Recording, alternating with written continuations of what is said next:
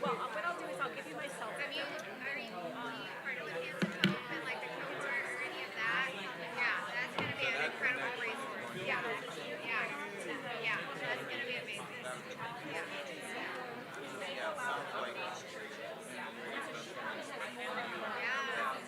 Wrap around you.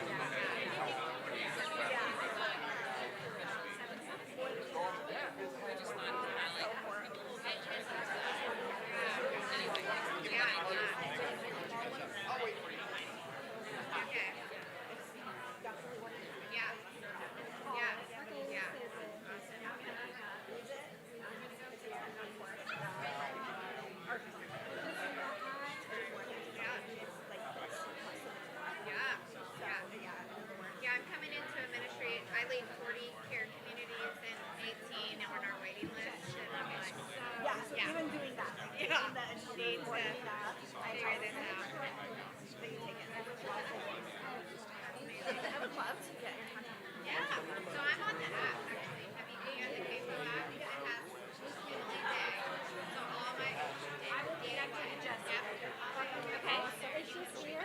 She's here. Oh, yeah. I don't know if she's staying until tomorrow. I gotta tell you, so I go to a church here in Cincinnati that's modeled after Northpoint. So, and we, you know how you said that it turned into a mid session? Nice way to, so we found a way around that. So every campus has a foster care community, but we bring a speaker in and we turn it into a training session. So they get training, so we get training hours and that exact same thing. It's a way to connect all these foster parents. And there's some moaning and groaning that have to go on, but you're also there to get out. I wasn't going to say it, not going to promote it. No, they're not a so yes. No, so we do actually That was fun. we have a person that runs all of those groups That was so fun. for I told all the my different wife. campuses. So, I do not. So I'm going a different direction. Let's do it. So I'm starting a ministry to help churches figure out how to do this. So I wrote a book called "So You Think You Want to Be a Foster Parent," and so the reason why I wrote it is I heard it said several times. There's so many people that get into the foster care world for they have very good they have a very good heart, but they get into it for the wrong reason. And like I have a whole chapter on birth parents, and in the beginning of the chapter said, wait a minute, I didn't sign up to talk to birth parents. I signed up to talk to, and it's both. That's really It's both. And you know what I mean? And so one of the main reasons we put it together.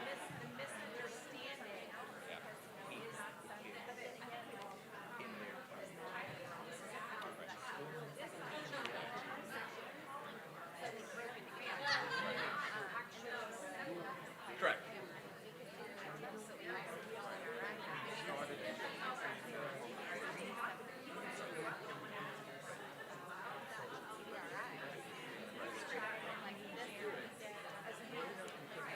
I loved, I don't remember which person said it, but said that not everybody's designed to do this, and that we need a weeding process, and that is so true. Listen, let's all be together. That's great. I'm going to introduce myself. I'm with Tuesday. This is Daisy. Yeah, nice to meet you as well. I'm such a fan.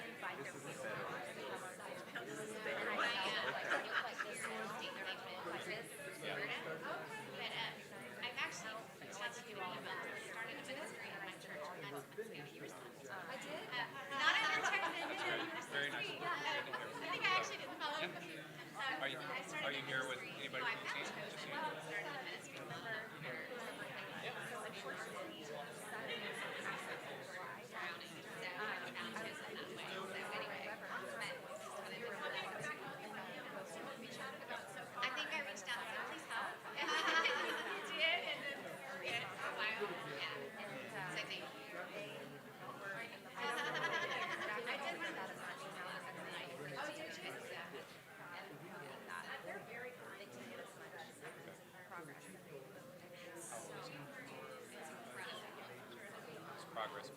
So I'm on the multi-site campus, and we need to be more strategic about moving our campus site. I would love to check out that and engage just in time yeah.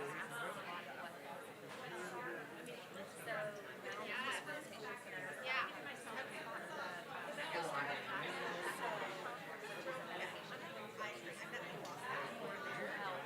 All of that. And so like people are gazing now, there's smiles on their faces. So like if I started doing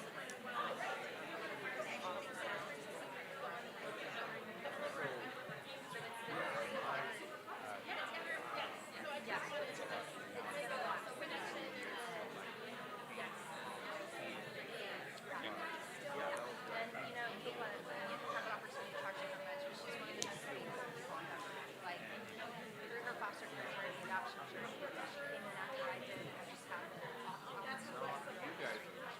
are close to her and watched her. And this, where most people, I just don't know what it's like a baby like God does before we know it, but she knows what she knows. It's still hard, but like it's just I can't even begin to imagine how I would respond I know. to something like that. I would hope that it would be like that. Yes. I'm not very confident. And I don't say that like it's a theory, but a lot of people are like, is she really okay? Well, thanks for sharing that. Yeah, no problem at all. Yes. Good to see you. Jason, I'm Kim Miller. We are actually big friends. Yeah, your name sounds familiar. A lot of names sound familiar. I'm with Chosen.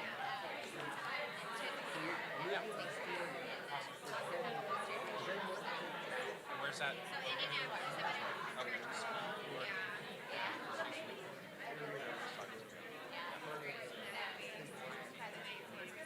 I started in Minnesota. Shout out to the state. The next day. I'm not scared of it. So I just switched to this. I was at the campus.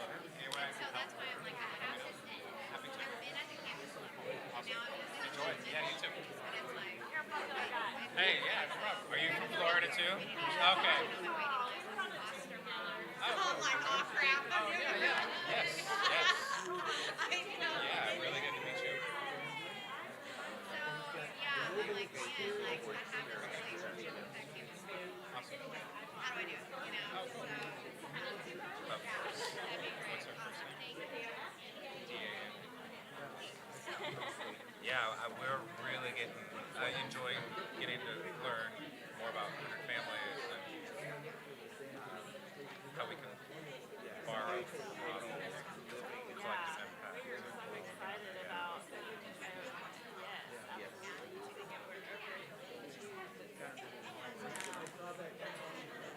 it came out of a lot of us all at the same time. Like, That's home. That's where the family is. So God's given desires and callings to help parents. transportation, the girl, and All of the children that I've Where had it's have gone landed back home, and just really loving them. And that's not what I got it, you know, got it. I still love them parents, but once I met them, so Yeah. love your Awesome. Thank you so much. Really good to meet you. Yeah.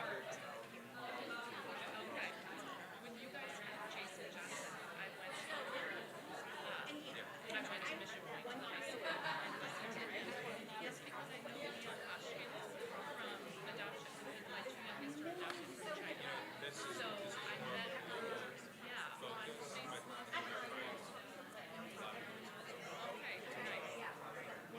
So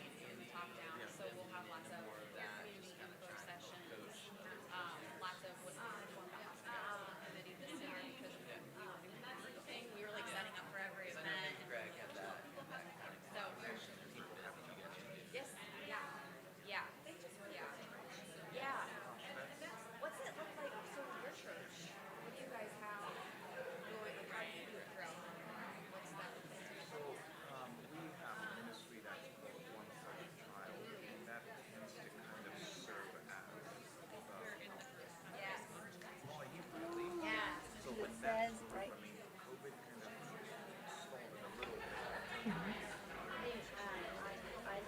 Face-to-face meetings, but The room that's for just 1 minute and I'll be back. let Because it says people know on a regular basis. See, this there, if you are interested in here, adult leave. would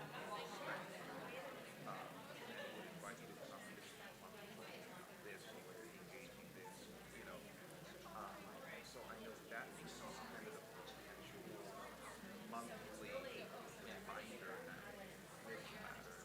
There is a place that you can come to because there's a big conversation in this. If you are in this, you guys are breaking it here, then this breakout group, this breakout group. So that ends up being, I would say, one of the primary sources of people Are those back to in-person again? Or they're are they getting just back to virtual? in person, I think, later September.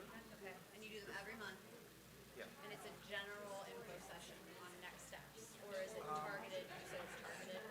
Yeah, so it's going to focus on, it'll have different areas of focus. So at the beginning, it's very much like, And that's how it kind it's of almost works. like So a we have a whisper. pretty big This role is, in our you know, who we are, this is what that's it's kind of about. how it works. Anyone We can do actually anything. get out there Please don't to think, downtown for a lot of us, like, yeah, this is what we need to keep gosh, doing. So it means bringing a child home. It means, you know, fostering. It means, so it really just casts visions for folks. But then it does break into, like, if you were just starting the process and you have questions about this, there's a space you can go, you know, and something will lead that breakout group to have some sort of so yeah, I think we do create context within that, you know, monthly, meeting, different places where people happen. So just allowing So that that doesn't tend to be a place where we encourage people do this and you can serve this way. You can. It's more man support, inviting people to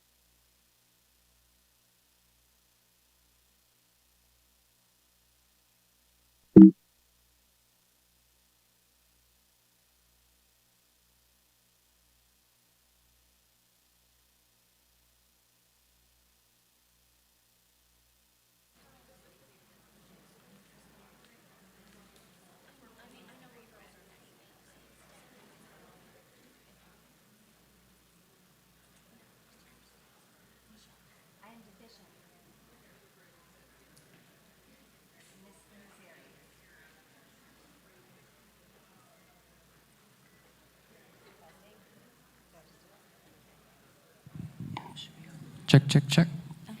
Magic. All right, good morning, everybody. So, my name is Paris Goodyear Brown, and I am a licensed clinical social worker and a registered play therapist supervisor. And this is a workshop on parents as partners in child therapy. And we are, I gave a workshop yesterday that was really kind of more towards clinicians for kind of growing their ability to hold the whole family system in the work. There may also be counselors in this space, but I'm hoping there are some parents too. How many of you are parents or helpers in any kind of caregiving capacity? Okay, good. So most of you, awesome. And then there may be some counselors in here as well. So if you were in the main stage event last night, you heard me talking about our treatment facility, Nurture House in Franklin, Tennessee. And we work with lots and lots of adoptive families there. And over the last, and we've been doing that work really with adoption for 25 years in our practice. And so the culmination of all of that has been a new, just like Brian was shamelessly promoting last night, I'll kind of give you some background on the work.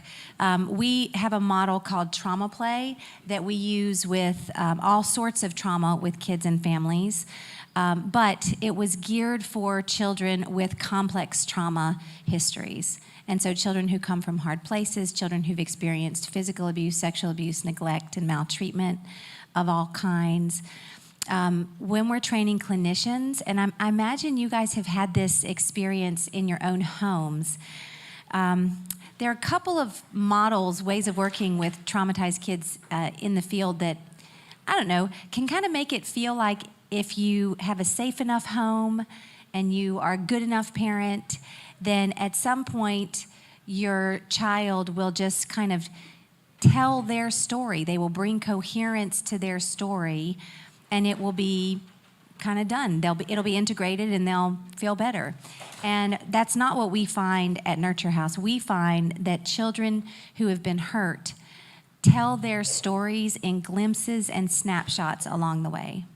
You may have a really chaotic day with one of the children in your care, and then in the midst of that giant meltdown or tantrum or whatever dysregulation there's been, there's just this moment of clarity, like a moment. It might be in the back seat of the car after you've been having to hold your child because they've been so out of control, because you had to pull your car over on the side of the road because they were threatening to jump out of the car. In the what we call the denouement, the coming off the tantrum, coming off the meltdown, there can often be a moment of real shift or vulnerability for that client, for you guys, for that child. And so it might be that there's a moment where you get a part of the story, a little glimpse or snapshot of their hurt in the midst of all this other big behavior. And so we're always training ourselves as clinicians and then helping parents lean into the story for their child. So when a child gives us a glimpse or a snapshot of what's happened to them, that we can say, I see what you're showing me, and you can show me more.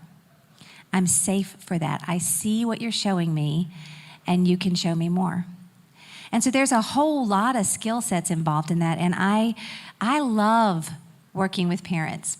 You guys are the front line. You are the ones who are the day-to-day healers for your kiddos. When a family gets to Nurture House, it's usually because they have pushed and tried everything that they know how to do. And by the time they come in, they're really exhausted. And they're often also disgusted. And I hope that's not too strong a word, but disgusted with themselves and sometimes with the child, because they're not able to help in the ways that they want to be able to help. There's nothing like a sense of felt hopelessness or helplessness for us to start to feel yucky about ourselves as well. And so part of what we do with parents is really try to help shift paradigm around some of the dynamics of what a traumatized child needs. If you're at CAFO and if you've been here for several years now, this may not feel in any way like new information for you, What we do know is that we receive about 7% of anything we hear at any given sitting. So my hope is that you take away a new nugget of learning today. And I'm also going to have some time where you guys are doing some experientials with each other, because the other thing we've really found is that when parents can do the person, we call it, when we train clinicians, we call it person of the therapist work, like stretching the therapist to hold more, see things differently, become more like Jesus. When we do the person of the parent work, the goals are the same. The goals are for us to support you safely in looking at some things that may be triggers for you, some places where you may need stretching, and some places where you just may need holding, where you need somebody to say, you're doing awesome. You are an amazing parent, and you have a really tough, challenging kiddo in your care. And it would make anybody want to pull their hair out. We believe that you love them deeply, and it's really hard what you're doing.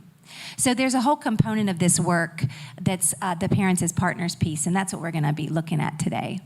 So this is our core trauma play value, and it's what we are doing regularly, stretching ourselves to hold hard stories and stretching you guys to hold hard stories. In these three roles, and I mentioned them last night on the main stage, but I'm going to really help you dig into them a little bit more today. So there's these three roles are safe boss, nurturer, and story keeper.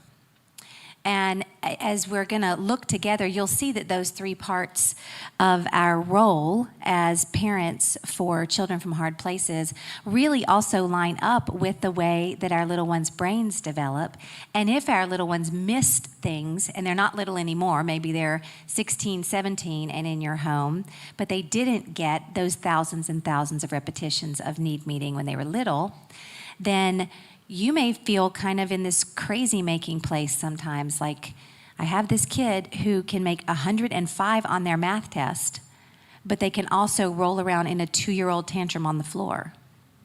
How is that how is it? They must be able to control themselves. They must be able to be choosing this behavior because they can choose to make 105 on the test.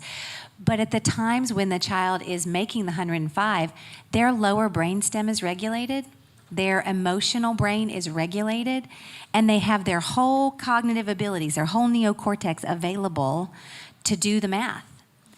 But as soon as their stress system gets activated, we talk about it in terms of flipping your lid, it's really not available to them anymore, that cognitive part of their brain.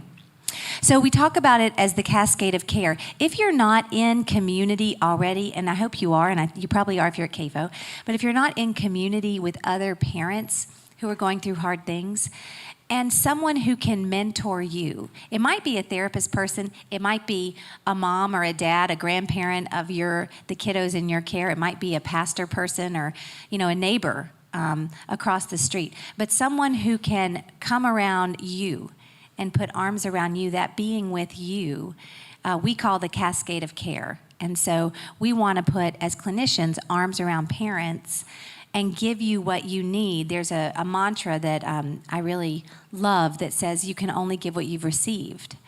And so you may have received lots of love and nurture over time, but you've poured it all into the kid in your care, and now you're really depleted. And you need someone to be pouring fresh life into you. Now, we know that Jesus can do that for us, pours fresh life into us. That's our first source. But you need people, with skin on to do it too. And so this is part of what we're hoping we can be with you guys. So helping us sit in the hard stuff. I'm going to take just a minute and have you just share a little bit with each other. This is an activity that I do at any training that I give anywhere around the world, and it's been so profound to watch how we all have hurts, and we all need enough safety to be able to share about them. We all need someone who will ask us. We don't get asked, especially if we're the caregivers, we don't get asked very often. We're taking care of others, and then we get in the Starbucks line and they say, how are you doing? And we say, fine, right? Nobody really wants to know in the grocery store checkout how your day actually was, especially if you have a tantruming child still right there next to you in the grocery store line. So this question, I'm going to have you imagine that you have Band-Aids with you, and find a partner and ask them this question. Is there anywhere on the inside or outside of you that has a hurt and needs a Band-Aid? Is there anywhere on the inside or outside of you that has a hurt and needs a Band-Aid? And then whatever they say, whatever they respond with, if they tell you a story about an inside or outside hurt, just be a good holding presence. Just listen and give them a little love. Ready, set, play amongst yourselves.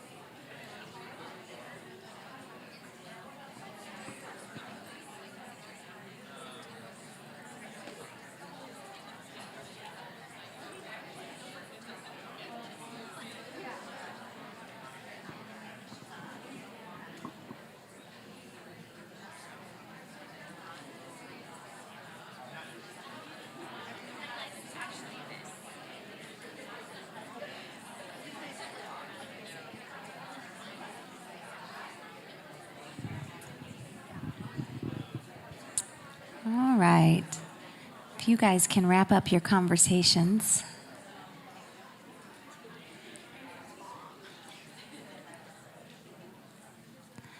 I think many of you could spend the whole time just doing this, really, just talking with one another, sharing your hurts and your joys with one another. I really do think, I don't know if it's COVID or if it's the pace of the world more generally, but it feels like there's more to do and less time to do it in much smaller space. And when there's smaller space, the big behaviors of our kids feel even bigger. And so this last year and a half now of all being in smallness of space together is, I think, more challenging than I've ever experienced family life to be. So you're here, and you've arrived, and you're breathing, and it's all very exciting. Okay, it really is. Don't you feel like just I got out of the house, and I'm with people. We are with people. Anybody willing to could some of you just throw out a word? When you were the asker, is there anywhere on the inside or outside of you that has a hurt and needs a Band-Aid? What did that feel like? Can you give a descriptive word for how it felt to ask another person that question? You just throw them out. Intimidating. Heavy. Intimidating, heavy, vulnerable. Pushy. Mm-hmm. Intrusive. Prying. Mm-hmm.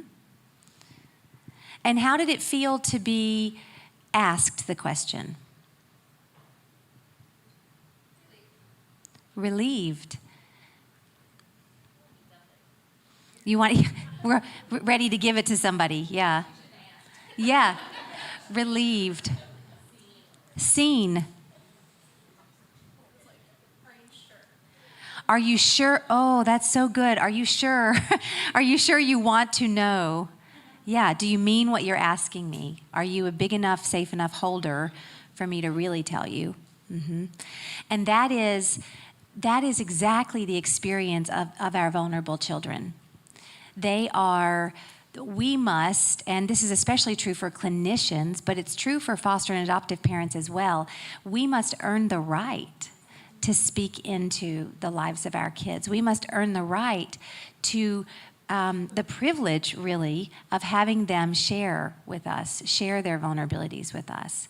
And it is intrusive, so certainly it's not something that in a therapy office we would do this activity on day one, because we wouldn't have earned the right yet to speak into the family's life that way.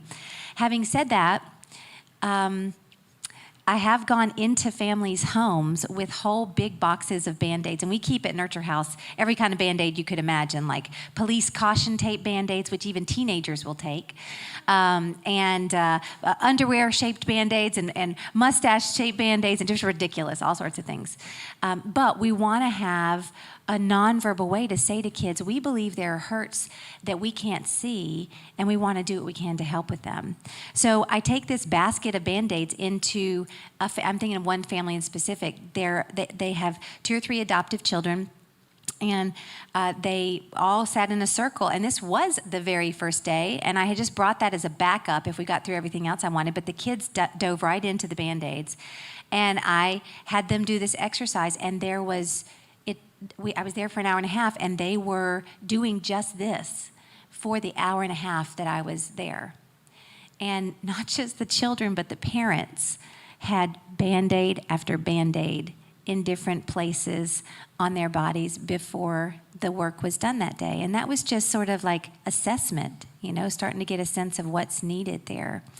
So I do think that part of this work is making space, to ask the question and have time to hear the answer with the children in our care, and then practicing stretching our ability to hold that answer, whatever it might be.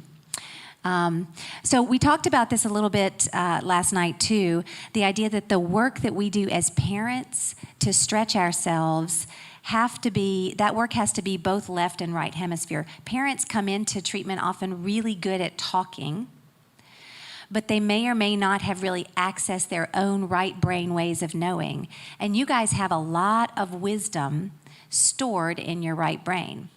And when you're working with or helping to raise traumatized kids, a lot of their trauma is stored in their right brain. So the right brain is more somatic, it's visual spatial, it's got pictures of things, it's the difference. I would say, Sally Johnson is my point person here at the conference, and that would be my left brain speaking. But then after I've met Sally Johnson, and she's helped me find my room, and she's been really funny, and we've laughed a little bit together, my right brain says all those things to me, now has all that context for who she is, and I'm feeling safer and safer with Sally Johnson. She now is a fully formed person. That's really what your foster and adoptive kids are doing with you. They're learning you as fully formed people, but it takes time. And it helps if you can also expand and trust your way of seeing things in pictures and symbols, and your way of experiencing things in your bodies. I can't say how much of our work at Nurture House ends up being around when I start to see something happen with a child and a parent. And it may even be a really small thing, like the parent says something and the child rolls their eyeballs, and then the parent tightens. I can stop right there. I can say, okay, let's slow this down just a little bit. What I just noticed was this and that. What's going on inside your body, and what do you think it's about? What's it telling you?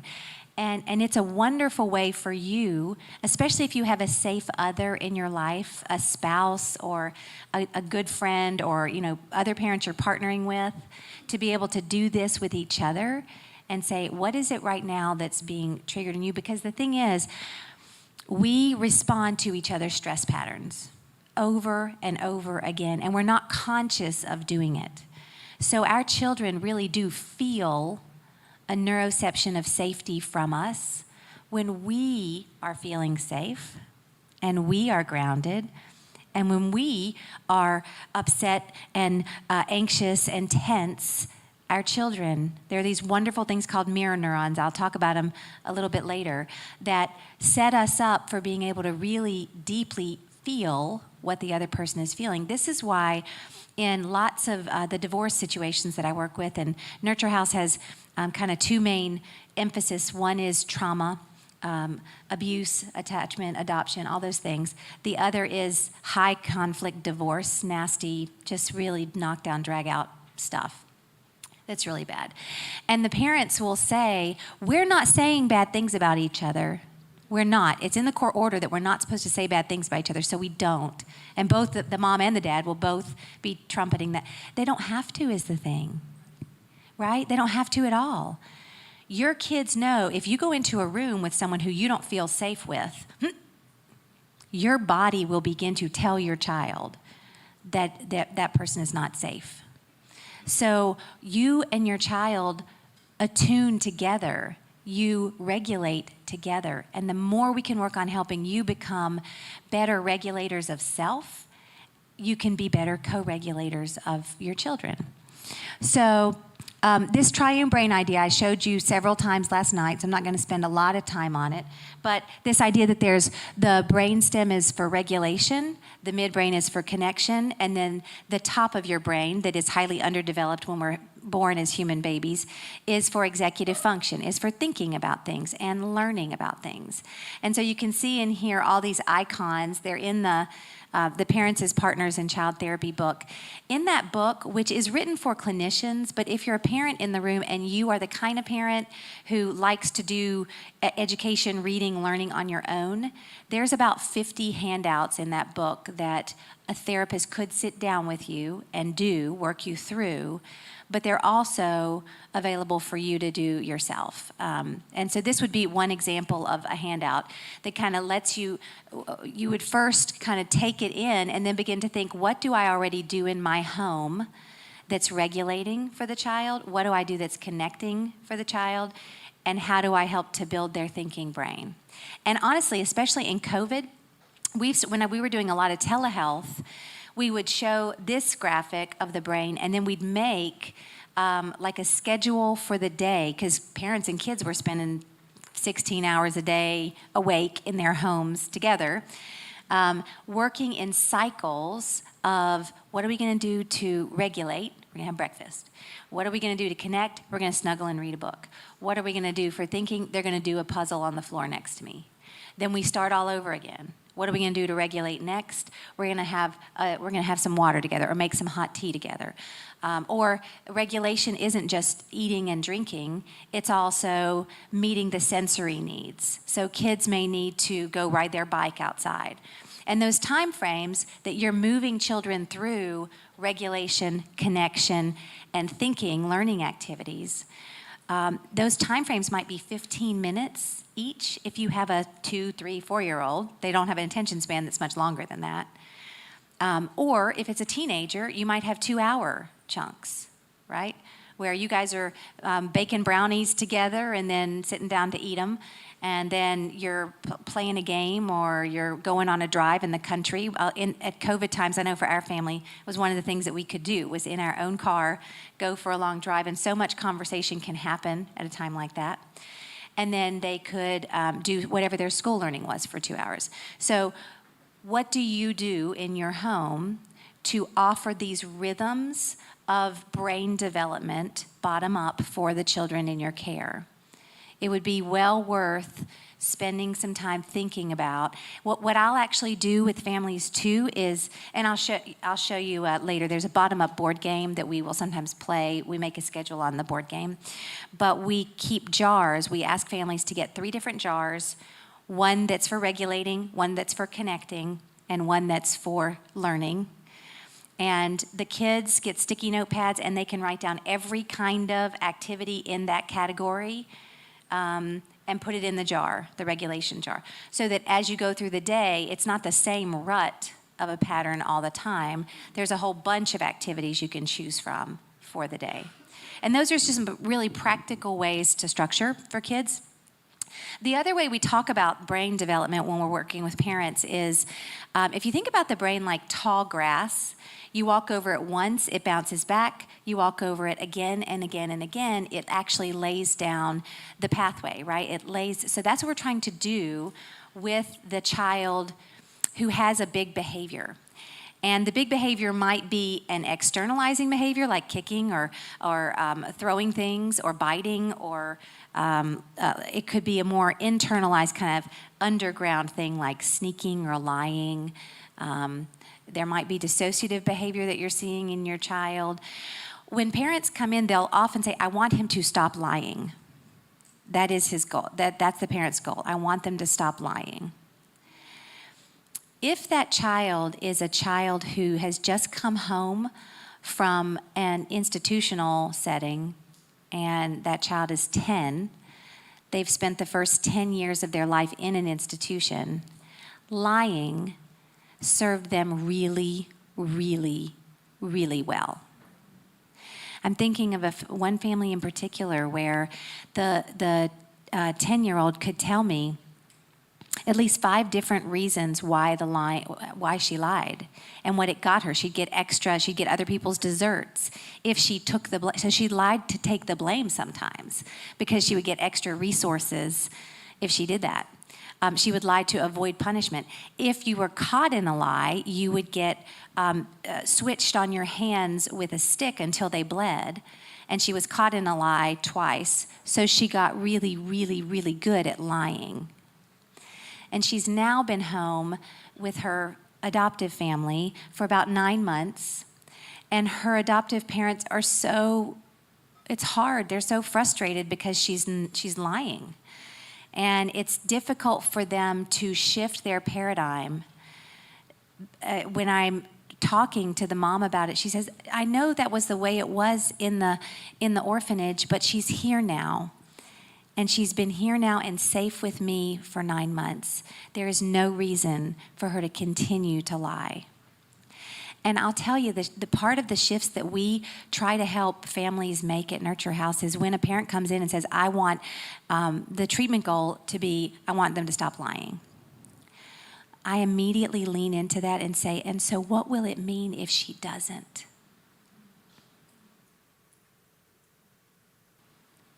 What will it mean to you, to your family? What does it mean if she doesn't? Because the treatment goal can't be about the behavior. It really can't. There has to be the connection. There has to be trust. There has to be relationship. Little bitty people, the reason that they grow into an ability to think about others, they're socialized to care about others and take care of them, is because of the relationship with the parent and the conscience that develops in relationship with the parent. When these kids didn't get that, if we focus on the behavior, we will miss the heart issues, and they may find a way to lie better, and maybe you'll get them to eventually stop lying. There's enough punishment you could bring to make that happen. But the other thing about that is the punishment procedure, the science is really clear on punishment procedures now. There's a lot of behavioral science around negative and positive punishment procedures. But things like spanking, they are a powerful tool for parents because they immediately stop the behavior. And I absolutely believe it stops the behavior right away. But when you bring something like that, it stops the behavior, but then as soon as it is removed, the behavior often comes back, and it comes back with a vengeance. It comes back worse than it was before. And it often produces that immediate cease out of fear, out of a fear-based place. And your brain can't learn anything new when it's in fear. It can't.